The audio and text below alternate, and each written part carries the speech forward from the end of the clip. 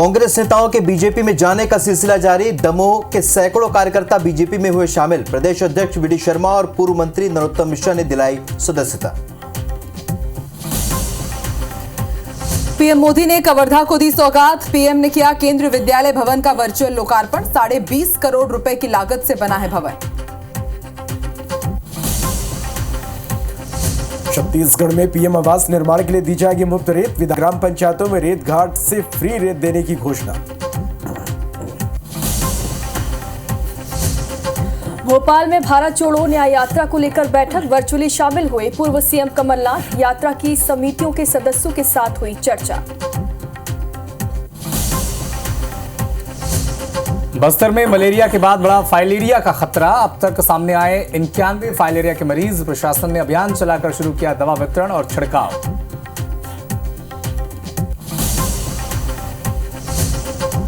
व्यापम घोटाला मामले में 7 दोषियों को 7 साल की सजा। 2013 में पुलिस भर्ती परीक्षा में हुई थी गड़बड़ी। सबूतों के अभाव में 12 आरोपी बरी।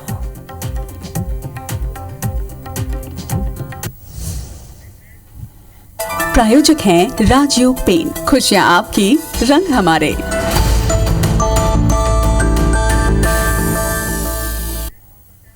नमस्कार, IBC 24 देख रहे हैं आप और शाम के 5 बजने को है। वक्त है दिन भर की 25 अहम खबरों को जान लेने का। तो चलिए शुरू कर लेते हैं आज के टॉप 5। चंडीगढ़ मेयर चुनाव में सुप्रीम कोर्ट का सुप्रीम फैसला। सुप्रीम कोर्ट ने पहले का नतीजा किया खारिज। आप उम्मीदवार को घोषित किया विजेता। आपके कुलदीप कुमार होंगे मेयर। अनिल मसीह को अवमानना का नोटिस। प्रधानमंत्री नरेंद्र मोदी ने जम्मू कश्मीर में मंगलवार को करोड़ों की सौगात दी और समंगलदान स्टेशन बारामूला स्टेशन के बीच पहली इलेक्ट्रिक ट्रेन को हरी झंडी दिखाई। इस दौरान पीएम मोदी ने जम्मू के एमए स्टेडियम में कश्मीर को 30,500 करोड़ की सौगात दी और कई विकास परियोजनाओं का उद्घाटन, लोकार्पण और शिलान्यास किया और कार्यक्रम को संबोधित भी उन्होंने किया। इसके साथ ही उपराज्यपाल मनोज सिन्हा और केंद्रीय मंत्री डॉक्टर जितेंद्र सिंह ने भी सभा को संबोधित किया। पीएम मोदी की इस सौगात की फारूक अब्दुल्ला ने तारीफ की। फारूक अब्दुल्ला ने कहा कि घाटी के लिए पीएम मोदी ने बहुत बड़ा कदम उठाया। यह हमारे पर्यटन और लोगों के लिए महत्वपूर्ण है। मैं इसके लिए प्रधानमंत्री नरेंद्र मोदी और रेल मंत्रालय को बधाई देता हूं। किसान नेताओं और सरकार के बीच बातचीत एक बार फिर टूट गई है। सरकार ने किसानों के सामने एमएसपी पर कथित रूप से 5 साल के कॉन्ट्रैक्ट का प्रस्ताव दिया था, जिसे किसानों ने खारिज कर दिया है। सरकार के प्रस्ताव को लेकर शंभू बॉर्डर पर किसानों और सरकार के नुमाइंदों के बीच अहम बैठक हुई, जिसमें सरकार के प्रस्ताव को अस्वीकार कर दिया गया है। अब किसान 21 फरवरी को यानी कि कल दिल्ली कूच की तैयारी कर रहे हैं। किसानों का कहना है कि फिलहाल सरकार के साथ कोई मीटिंग नहीं होगी, लेकिन वो बातचीत के लिए हमेशा तैयार है। आंदोलन के बीच किसान पंजाब में बीजेपी के 3 बड़े नेताओं का घेराव कर रहे हैं, लेकिन अब किसानों ने पूरे एनडीए के नेताओं का घेराव करने का ऐलान कर दिया है। वहीं एमएसपी गारंटी कानून को लेकर राहुल गांधी ने ट्वीट किया कि जब से कांग्रेस ने एमएसपी की कानूनी गारंटी देने का संकल्प लिया है, तब से बीजेपी के प्रचार तंत्र ने एमएसपी पर झूठ की झड़ी लगा दी है। भाजपा नेता शुभेंदु अधिकारी पश्चिम बंगाल के संदेश खाली पहुंच गए हैं और इससे पहले कलकत्ता उच्च न्यायालय की एक खंडपीठ ने मंगलवार को पश्चिम बंगाल विधानसभा में विपक्ष के नेता शुभेंदु अधिकारी को संदेश खाली गांव का दौरा करने की अनुमति दी थी। इनके साथ ही सीपीएम नेता वृंदा करात को भी संदेश खाली जाने की इजाजत मिल गई है। संदेश खाली में सत्तारूढ़ तृणमूल कांग्रेस के कुछ नेताओं द्वारा यौन उत्पीड़न और भूमि हड़पने के आरोपों को लेकर विरोध प्रदर्शन हो रहा है। आपको बता दें कि क्षेत्र का दौरा करने की अनुमति दी गई थी और इससे पहले पीड़ितों से मिलना चाह रहे बीजेपी के शुभेंदु अधिकारी को पुलिस ने रोक दिया था। इधर लोकसभा चुनाव से पहले बाबा महाकाल की शरण में कांग्रेस पहुंच चुकी है। मध्य प्रदेश में भारत जोड़ो यात्रा के दौरान महाकाल के दर्शन राहुल गांधी करेंगे और बैठक के बाद प्रदेश कांग्रेस के अध्यक्ष जीतू पटवारी ने कहा है 2 मार्च से मध्य प्रदेश में यात्रा प्रवेश करने जा रही है। किसानों के साथ भी राहुल गांधी का संवाद रहेगा। किसानों को एमएसपी मिले, उनके साथ न्याय हो, ये उद्देश्य कांग्रेस का रहेगा। यात्रा में सभी नेता शामिल हो रहे हैं। यात्रा और सभाओं को लेकर इस बैठक में रणनीति बनी है। उसमें हर चीज का निर्णय लिया गया। जो प्रभारी बनाए गए, जो इवेंट होंगे, कहाँ पे स्वागत होगा, कहाँ पे सभाएं होगी, कहाँ पे रोड शो होगा, उज्जैन में मंदिर जाएंगे और कहाँ कहाँ कैसे कैसे महाकाल के दर्शन होंगे तो मतलब हर तरह की जो उनकी पूरी रूपरेखा थी भारत जोड़ो न्याय यात्रा की, उसके संदर्भ में बहुत अच्छी और सफल मीटिंग हुई। राहुल गांधी की यात्रा मध्य प्रदेश में आने से पहले सियासत ब्यूरो राहुल गांधी पर सीएम मोहन यादव ने तंज कसा। राहुल जहां जाते हैं वहां कांग्रेस की सरकार चली जाती है। राहुल गांधी अपनी यात्रा के लिए मुहूर्त दिखाएं। राहुल पहले कांग्रेस पार्टी को संभाल ले, वही बहुत है। राहुल अपनी यात्रा के लिए मोहर दिखवाए, जहां जहां जाते हैं उनकी पार्टी की सरकार चली जाती है और जिस प्रकार से वो भाषा बोलते हैं वो भाषा को पहले स्मरण करें और खास करके हम सब समझ सकते हैं कि कांग्रेस पार्टी को संभाल ले, वही बहुत।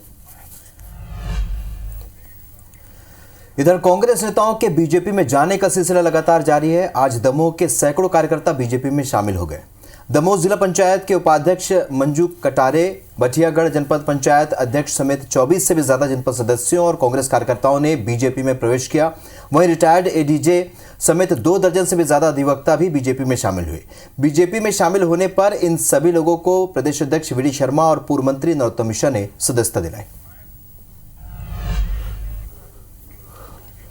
स्वामी प्रसाद मौर्य ने सपा की प्राथमिक सदस्यता और विधान परिषद से इस्तीफा दे दिया है। उन्होंने सपा अध्यक्ष अखिलेश यादव को भेजे गए पत्र में कहा है कि 13 फरवरी को भेजे गए पत्र पर किसी भी तरह की वार्ता के लिए पहल न करने पर इस्तीफा दे रहा हूं और इससे पहले वो पार्टी के महासचिव पद से इस्तीफा दे चुके हैं। बताया जा रहा है कि स्वामी प्रसाद मौर्य अपनी नई पारी का आगाज नई राजनीतिक पार्टी बनाकर भी कर सकते हैं। वहीं छत्तीसगढ़ विधानसभा में आज साई सरकार ने बड़ा ऐलान किया है। पीएम आवास निर्माण के लिए मुफ्त रेत देने की घोषणा की गई है। इसके तहत ग्राम पंचायतों में रेत घाट से सीधे मुफ्त रेत दी जाएगी। इसके साथ ही बता दें, ट्रैक्टर और छोटी गाड़ियों से मुफ्त रेत देने का ऐलान किया गया है और सरकार ने 18 लाख आवास बनाने का लक्ष्य रखा है। छत्तीसगढ़ में महतारी वंदन योजना के अंतर्गत फॉर्म भरने की आज आखिरी तारीख है। कुछ ही घंटे बाकी है, शाम 6 बजे तक आवेदन किए जा सकते हैं। सिर्फ ऑफलाइन फॉर्म ही इकट्ठा किए जा रहे हैं, ऑनलाइन आवेदन नहीं लिए जा रहे। 2 दिनों से सर्वर भी ठप है। बता दें कि अब तक लगभग 70 लाख महिलाओं ने आवेदन किया है। इधर छत्तीसगढ़ बीजेपी के प्रदेश अध्यक्ष किरण सिंह देव ने केंद्रीय मंत्री ज्योतिरादित्य सिंधिया को पत्र लिखा है। रायपुर से अयोध्या तक हवाई सेवा शुरू करने की मांग इसमें की गई है। इसमें लिखा है कि राम की ननिहाल से राम की नगरी तक श्रद्धालुओं को हवाई सेवा का लाभ मिले, इसको लेकर उन्होंने पत्र लिखा है। मध्य प्रदेश में आदिवासियों पर अत्याचार थमने का नाम नहीं ले रहा। सिवनी जिले के बरघाट में आदिवासी युवक की बेरहमी से पिटाई की गई। पूरा मामला जमीनी विवाद से जुड़ा हुआ है।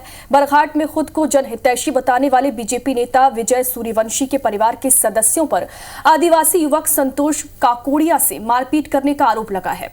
बताया जा रहा है कि आरोपियों ने आदिवासी युवक पर दबाव बनाकर उनकी जमीन बेचने के लिए तैयार किया था।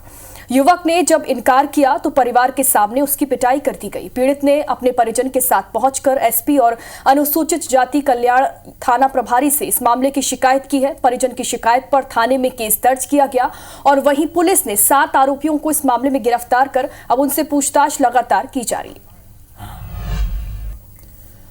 खबर देवास से, जहां पर दलित युवक के साथ हैवानियत की गई। दबंगों ने दलित युवक के साथ मारपीट की और मारपीट करके अमानवीय व्यवहार किया।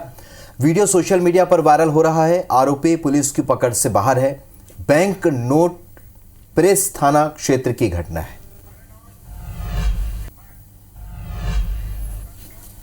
इंदौर में खाद्य विभाग और क्राइम ब्रांच ने एक पेट्रोल पंप में छापेमार कार्रवाई की। विभाग ने बड़ी मात्रा में केमिकल युक्त डीजल जब्त किया है। पेट्रोल पंप को पहले ही बंद करा दिया गया था, लेकिन इसके बाद भी संचालक बसों की आड़ में पंप को संचालित कर रहा था। खबर मुरैना से, जहां पहाड़गढ़ क्षेत्र के चंचुल गांव में 2 पक्षों के बीच जमीन को लेकर विवाद हो गया। दोनों ने अपनी अपनी जमीन पर सरसों की फसल उगाई थी। फसल को काटने के दौरान दोनों पक्षों के बदमाशों ने एक दूसरे पर फायरिंग कर दी। घटना के बाद से ग्रामीणों में दहशत है। मामले को लेकर पुलिस ने बताया कि एक पक्ष के खिलाफ केस दर्ज किया गया है, दूसरे पक्ष के खिलाफ केस दर्ज नहीं किया गया है। ऐसे में पुलिस प्रशासन पर सवाल उठ रहे हैं। भिंड में पुलिस पेट्रोल पंप में मारपीट का मामला सामने आया है। एसएएफ पुलिस पेट्रोल पंप पर सरेआम गुंडागर्दी की गई है। पुलिस के सामने ही आपस में 2 गुट भिड़ गए। दोनों पक्षों ने एक दूसरे पर जमकर मारपीट की है। बदमाश बाइक पर सवार होकर आए थे। इटावा रोड में 17 बटालियन पर एसएएफ का पेट्रोल पंप है और पुलिस मामले की जांच में जुटी हुई है। इंदौर में भिक्षावृत्ति की सूचना देने पर अब प्रशासन इनाम देगा। बाल भिक्षावृत्ति की सूचना देने पर 1000 रुपए का इनाम मिलेगा। वहीं शहर में लगे कैमरों से भिक्षावृत्ति की निगरानी की जाएगी। बाल भिक्षावृत्ति दिखाई देने वाले रेस्क्यू दल को सूचना मिलेगी। जिला प्रशासन ने भिक्षावृत्ति से जानकारी देने के लिए नंबर भी जारी किया है। टॉप 5 की खबरों में फिलहाल इतना है, लेकिन ताजा अपडेट के लिए आप बने रहिए IBC 24 के साथ और हम सभी को दीजिए इजाजत। नमस्कार।